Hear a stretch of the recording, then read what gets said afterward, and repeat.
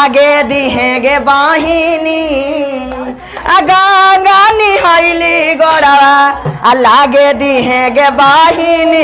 अरे कविता जगहिया गंगा मैया दे तनगे अरे कविता जगहिया गंगा अरे गंगा निहैली गोड़वा लागे दिहेगे बाहिनी।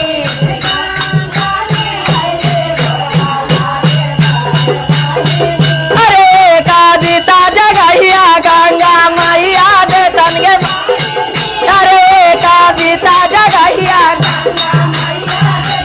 गंगा के रूपैया हमर बेटवा ले तैगे बहिनी।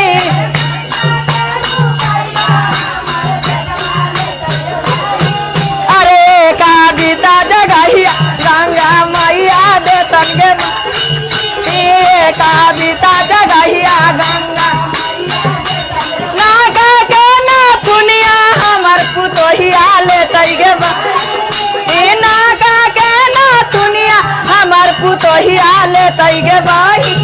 अरे कविता जगहिया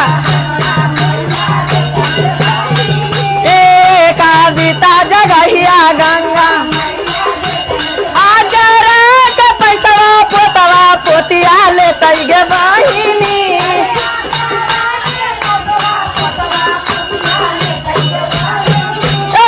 कविता जगहिया गंगा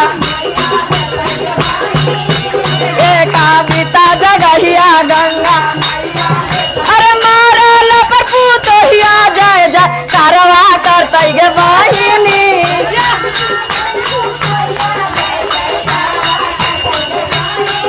अरे भाले बुढ़िया मार गेल तरिए गेल गे बहिनी तरिए गेल गे माई गंगा निहैली गोड़वा लागे दिहेगे बहिनी।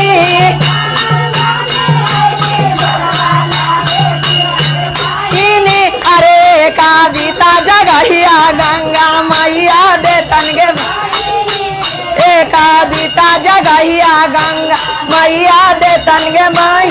प्रेम से बोले गंगा महारानी की।